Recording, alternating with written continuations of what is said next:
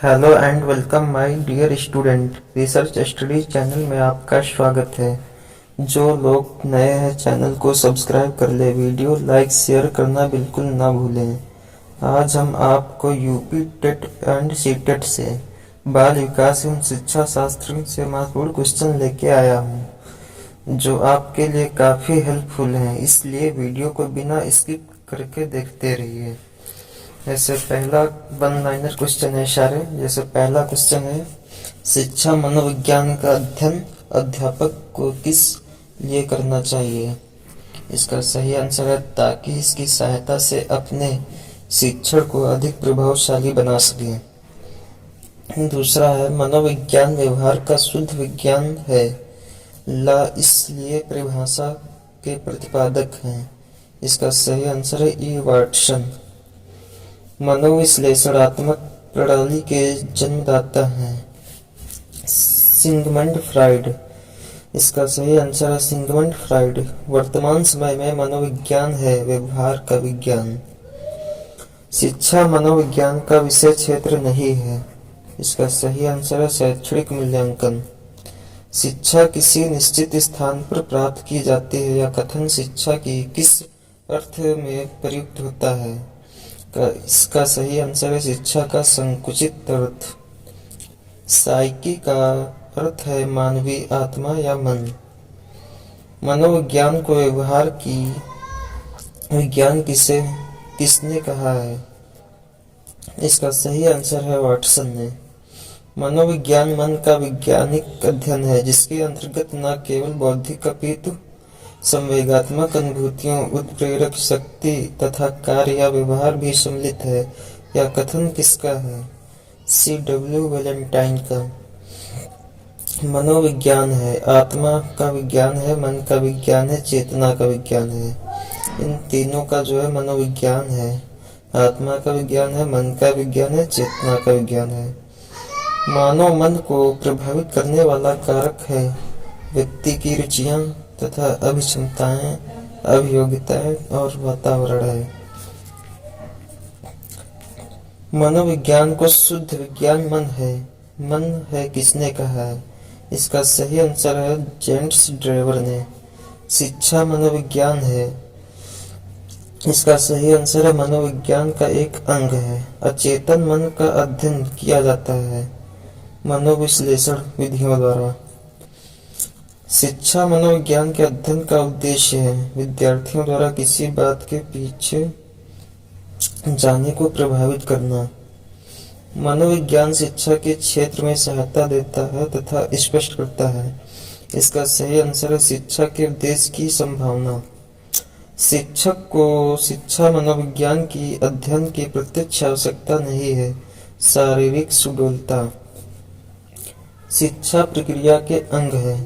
शिक्षण के उद्देश्य शिक्षण के सार्थक बनाने वाला या वाले ज्ञानानुभव, शिक्षण का मूल्यांकन। इसका सही आंसर है शिक्षा मनोविज्ञान का मूल उद्देश्य है। शिक्षा मनोविज्ञान का मूल उद्देश्य है कि विद्यार्थियों योग्यता एवं क्षमताओं को अध्ययन में रखते हुए उनके द्वारा किसी बात को सीखे जाने से सब संबंधित बात को प्रभावित करता है। शिक्षा का संबंध है शिक्षा के उद्देश्य से और कक्षा पर्यावरण व वातावरण से। आंकड़ों का व्यवस्थापन करने हेतु संकलित आंकड़ों के संबंध में निम्नलिखित कार्य करना होता है: वर्गीकरण, सारणीकरण, आलेखी निरूपण। शिक्षा मनोविज्ञान की प्रकृति से संबंध में कहा जा सकता है यह सर्वव्यापी है तो सार्वभौमिक भी है। शिक्षा मनोविज्ञान की प्रकृति से संबंध में कहा जा सकता है कि यह सर्वव्यापी है तो सार्वभौमिक भी है। शिक्षा मनोविज्ञान के सामान्य उद्देश्य हैं बालक की अभिव्यक्ति व विकास, शिक्षण कार्य में सहायता और शिक्षण विधियों में सुधार। अवस्था विशेष के अनुभवों के आधार पर ही हमें किसी को बालक, युवा एवं वृद्ध कहना चाहिए। यह कथन किसका है? फ्रोबेल का। शिक्षा मनोविज्ञान का प्रमुख उद्देश्य है बाल केंद्रित शिक्षा का विकास। मनोविज्ञान शिक्षा के क्षेत्र में सहायता देता है तथा बताता है कि शिक्षा के उद्देश्य संभावित हैं अथवा या नहीं है। सीखने की प्रक्रिया के अंतर्गत शिक्षा मनोविज्ञान अध्ययन करता है। इसका सही आंसर है प्रेरणा व पुनर्बनन के प्रभाव का अध्ययन। शिक्षा मनोविज्ञान में जिन बालकों के व्यवहार का अध्ययन किया जाता है वह कहलाते हैं मंदबुद्धि, पिछड़े हुए और समस्यात्मक बालक। इसका सही आंसर है। शिक्षा मनोविज्ञान की विषय सामग्री का संबंध है सीखना। मनोविज्ञान शिक्षा का आधारभूत विज्ञान है। यह कथन किसने दिया था? स्किनर का। यह सिद्धांत स्किनर का है। मनोविज्ञान वातावरण के संपर्क में आने वाले व्यक्तियों के क्रियाकलापों का विज्ञान है। यह कथन है वुडवर्थ का। शिक्षा का शाब्दिक अर्थ है पालन पोषण करना, सामने लाना और नेतृत्व देना। शिक्षा मनोविज्ञान का संबंध है शिक्षा से दर्शन और मनोविज्ञान से। मनोविज्ञान शब्द के समानांतर अंग्रेजी भाषा के शब्द साइकोलॉजी की उत्पत्ति किस भाषा से हुई है? इसका सही आंसर है ग्रीक भाषा से। शिक्षा मनोविज्ञान की उत्पत्ति मानी जाती है वर्ष 1900 से। सफल एवं प्रभावी शिक्षण अधिगम प्रक्रिया के लिए आवश्यक है शिक्षण अधिगम सामग्री का प्रयोग एवं शिक्षा मनोविज्ञान के सिद्धांतों का प्रयोग आवश्यक है। छात्रों की योग्यता एवं रुचि के आधार पर पाठ्यक्रम निर्माण में योगदान होता है। इसका सही आंसर है शिक्षा मनोविज्ञान का। बुद्धि परीक्षण विषय है। इसका सही आंसर है शिक्षा मनोविज्ञान का।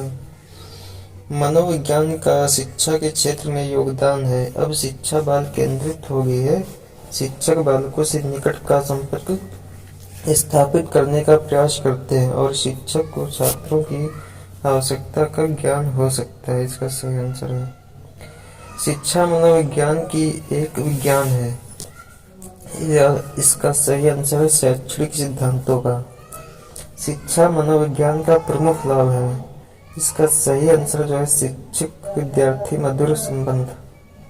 हर्बर्ट के अनुसार शिक्षा सिद्धांतों का आधार होना चाहिए मनोवैज्ञानिक की अवस्था विशेष के आधार पर ही हमें किसी को बालक या युवा वृद्ध कहना चाहिए। यह कथन है फ्रोबेल का। गेट्स के अनुसार शिक्षा विज्ञान की सीमा है, स्थिर एवं परिवर्तनशील है। शिक्षा मनोविज्ञान के क्षेत्र में विज्ञान और विधियां सम्मिलित हैं जो सीखने की प्रक्रिया से अधिक अच्छे प्रकार समझने में सहायक है। यह कथन किसका है? यह कथन है ली का। वर्तमान समय में शिक्षा मनोविज्ञान की आवश्यकता समझी जाती है सर्वांगीण विकास में। वर्तमान समय में शिक्षा मनोविज्ञान की आवश्यकता है बाल केंद्रित शिक्षा। शिक्षा मनोविज्ञान आवश्यक है। सही आंसर है शिक्षा एवं अभिभावकों के लिए। कैली के अनुसार शिक्षा मनोविज्ञान के उद्देश्य 9। शिक्षा के उद्देश्य जो है 9 है। शिक्षा मनोविज्ञान का मुख्य संबंध सीखने से है। यह कथन किसने दिया है? इसका सही आंसर है सारे एवं टेलफोर्ड का। गेट्स के अनुसार शिक्षा मनोविज्ञान की सीमा है। इसका सही आंसर है अस्थिर एवं परिवर्तनशील। शिक्षा मनोविज्ञान का वर्तमान स्वरूप कैसा है? व्यापक। गॉरिसन के अनुसार शिक्षा मनोविज्ञान का उद्देश्य है व्यवहार का ज्ञान। शिक्षा मनोविज्ञान का प्रमुख उद्देश्य कोलेशनिक के अनुसार कैसा है? शिक्षा की समस्याओं का समाधान करना। स्किनर के अनुसार शिक्षा मनोविज्ञान की विशिष्ट उद्देश्य है बालों। इसका सही आंसर है बालों को के मानवीय व्यवहार के अनुरूप शिक्षा के स्तर एवं उद्देश्यों को निश्चित करने में सहायता करना। शिक्षा यह कथन है शिक्षा मनोविज्ञान के क्षेत्र में वह सभी ज्ञान और विधियां सम्मिलित हैं जो सीखने की प्रक्रिया से अधिक अच्छी प्रकार समझने में सहायक हैं। ये आंसर है इसका ली का। अमेरिका में प्रकाशित प्रिंसिपल ऑफ साइकोलॉजी के लेखक हैं विलियम जेम्स। समय सारणी में गणित विज्ञान और कठिन विषय के कालांश पहले क्यों रखे जाते हैं? इसका सही आंसर है मनोविज्ञान के आधार पर। सफल एवं प्रभावशील शिक्षण अधिगम प्रक्रिया के लिए आवश्यक है। शिक्षण अधिगम के लिए शिक्षण अधिगम सामग्री का प्रयोग एवं शिक्षा मनोविज्ञान के सिद्धांतों के प्रयोग के लिए। शिक्षा मनोविज्ञान का क्षेत्र है, व्यापक है। इसका सही आंसर व्यापक। शिक्षक को शिक्षा मनोविज्ञान के अध्ययन की प्रत्यक्ष आवश्यकता नहीं है। शारीरिक सुडौलता। मनोविज्ञान का संबंध प्राणी मात्र के व्यवहार के अध्ययन से है, जबकि शिक्षा मनोविज्ञान का क्षेत्र। इसका सही आंसर मानवीय व्यवहार के अध्ययन से है, शैक्षिक स्थितियों में मानव व्यवहार से है। शिक्षण प्रक्रिया के अंग है। शिक्षण के उद्देश्य शिक्षक को सार्थक बनाने वाला ज्ञान अनुभव शिक्षण का मूल्यांकन। शिक्षा मनोविज्ञान का मूल उद्देश्य है विद्यार्थियों योग्यताओं एवं क्षमताओं को ध्यान में रखते हुए उनके द्वारा किसी बात को सीखे जाने से संबंधित बात को प्रभावित करता है। शिक्षा का संबंध है शिक्षा के उद्देश्यों से और कक्षा पर्यावरण के वातावरणों से है। शिक्षा मनोविज्ञान का क्षेत्र है, व्यापक है। शिक्षा मनोविज्ञान के सामान्य उद्देश्य हैं बालक के व्यक्तित्व के विकास का, शिक्षण कार्य में सहायता और शिक्षण विधियों में सुधार। अवस्था विशेष के अनुभवों के आधार पर ही हमें किसी को बालक, युवा एवं वृद्ध कहना चाहिए। यह कथन है फ्रोबेल का। शिक्षा मनोविज्ञान का प्रमुख उद्देश्य है बाल केंद्रित शिक्षा का विकास। माय डियर स्टूडेंट, अगर आप लोगों को ये वीडियो अच्छा लगा हो तो वीडियो को लाइक, शेयर, कमेंट करना बिल्कुल ना भूलें। चैनल को सब्सक्राइब कर लीजिए। आज के वीडियो में बस इतना ही काफ़ी है। और जय हिंद, जय भारत।